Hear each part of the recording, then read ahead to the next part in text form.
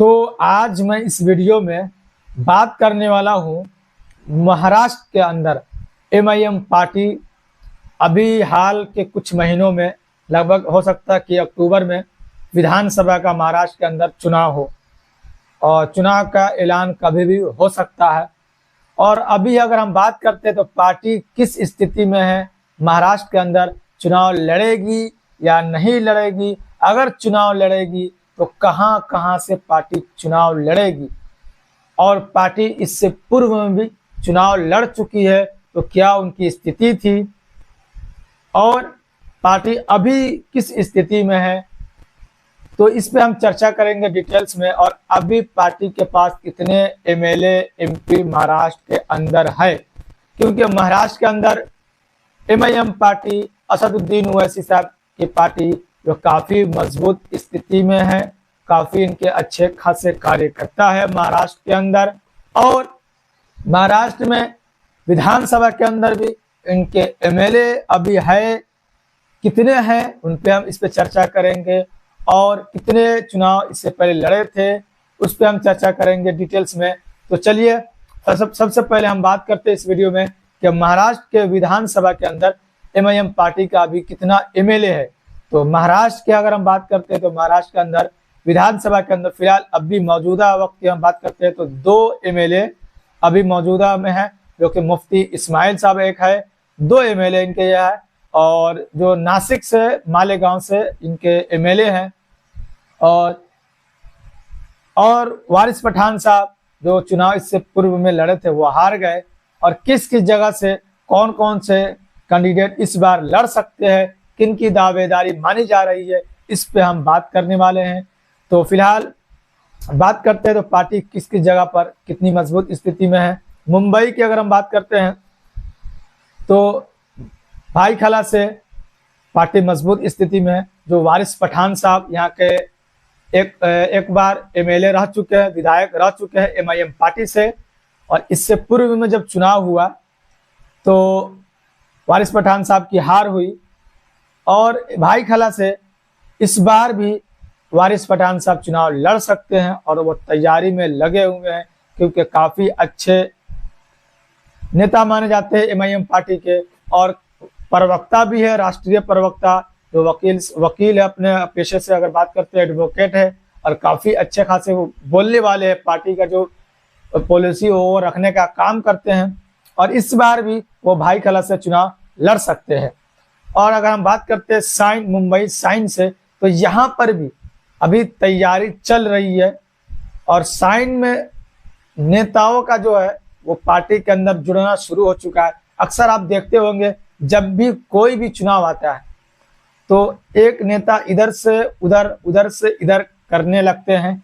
तो MIM party में भी लोगों का आना जाना शुरू हो चुका है, और साइन जो मुंबई धारावी जिसे जाना जाता है धारावी के नाम से, यहाँ से भी एमआईएम पार्टी अपनी कैंडिडेट उतार सकती है महाराष्ट्र विधानसभा के लिए, अगर किसी से इनका गठबंधन नहीं हुआ तो।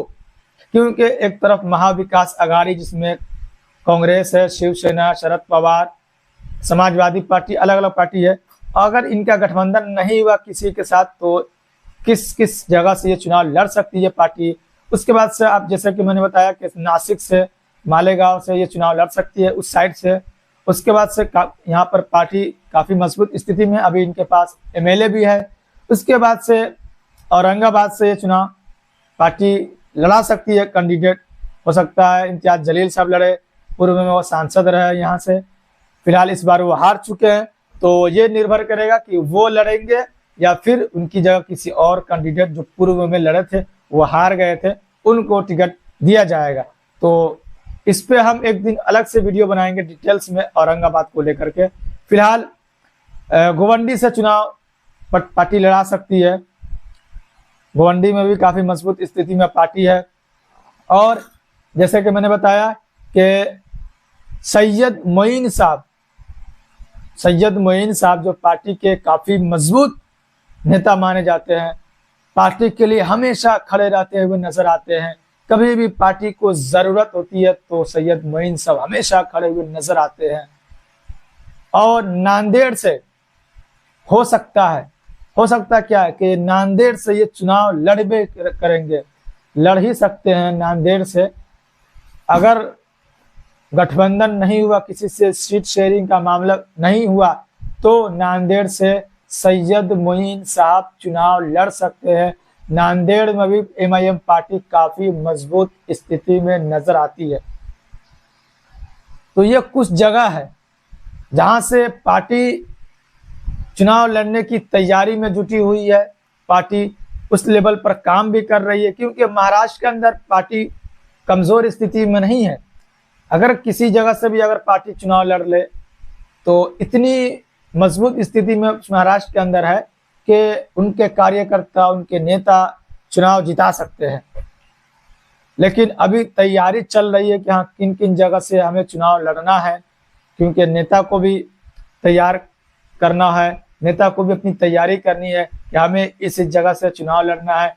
इसलिए सब नेता को कह दिया गया है, ऊपर से आदेश आ गया है कि आप अपने क्षेत्र में रहे, आप अपने क्षेत्र में जाकर लोगों से मिले जुले, उनसे राब्ता कायम करें, क्योंकि कुछ ही महीनों में चुनाव का ऐलान हो सकता है, घोषणा हो सकती है कि इस डेट को महाराष्ट्र विधानसभा का चुनाव होने वाली है।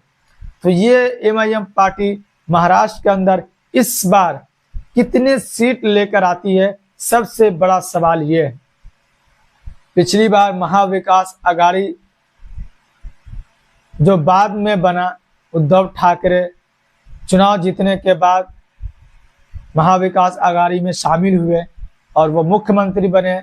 भाजपा के साथ पहले चुनाव लड़े और बाद में इधर आकर वो शामिल हुए, और उस समय परिस्थिति कुछ अलग थी और इस बार परिस्थिति कुछ अलग है। तो इस बार पार्टी क्या 2 MLA या उससे ज्यादा MLA लेकर आती है, ये देखने वाली बात है। क्योंकि कहा जा रहा है कि इस बार कम से कम तो 5 से 6 MLA महाराष्ट्र के अंदर पार्टी जीत सकती है। औरंगाबाद से भी पार्टी महाराष्ट्र के अंदर जीत सकती है। भाईखला से भी पार्टी जो वारिस पठान साहब है वो जीत सकते हैं। कुछ इस तरीके से माहौल बनाया जा रहा है। तो ये देखने वाली बात है कि पार्टी किस हिसाब से काम करती है और किस तरीके से कितनी मजबूती के साथ महाराष्ट्र के अंदर विधानसभा के अंदर चुनाव लड़ने का काम करती है। क्योंकि अगर महाराष्ट्र के अंदर पार्टी को अच्छा रिजल्ट मिला, मतलब 5, 6, 7 अगर इनके विधायक जीत जाए महाराष्ट्र के अंदर से, तो नेक्स्ट चुनाव होने वाले हैं अलग राज्य में, दूसरे स्टेट में, दूसरे राज्य में। अगर बिहार की बात करते हैं 2025 में, तो यहाँ पर इनकी और सफलता मिलने की उम्मीद है। क्योंकि जब वहां पर इनके विधायक जीत कर आएंगे तो लोग ये सोचेंगे कि वहां पर इनको सफलता मिली है, तो हो सकता है कि यहाँ पर भी इनको जब अगला चुनाव किसी स्टेट में हो जहाँ पर ये चुनाव लड़ते हैं, जैसे कि झारखंड हो गया, वहां पर भी इनको फायदा हो सकता है। तो झारखंड में हम अलग वीडियो में बात करेंगे। फिलहाल इस वीडियो में मैंने ये बताने की कोशिश किया कि महाराष्ट्र के अंदर किन किन जगह से पार्टी चुनाव लड़ सकती है। परिस्थिति ऐसी बन रही है कि इस जगह से पार्टी चुनाव अपने कैंडिडेट उतार सकती है, ज्यादा उम्मीद है। ऐसे तो आगे जो भी तैयारी होगी पार्टी की, जो भी होगा फैसला, वो मैं आप तक पहुंचाने की कोशिश करूंगा। फिलहाल अभी तक की अपडेट यही निकल कर आ रही है, अंदाजा यही लग रहा है कि इस जगह से जो मैंने बताया कि ये पार्टी चुनाव अपने कैंडिडेट दे सकती है। जो भी अपडेट आ गया वो मैं आप तक पहुंचाने की कोशिश करूंगा। फिर आपसे मिलते हैं किसी और दिन किसी और वीडियो के साथ।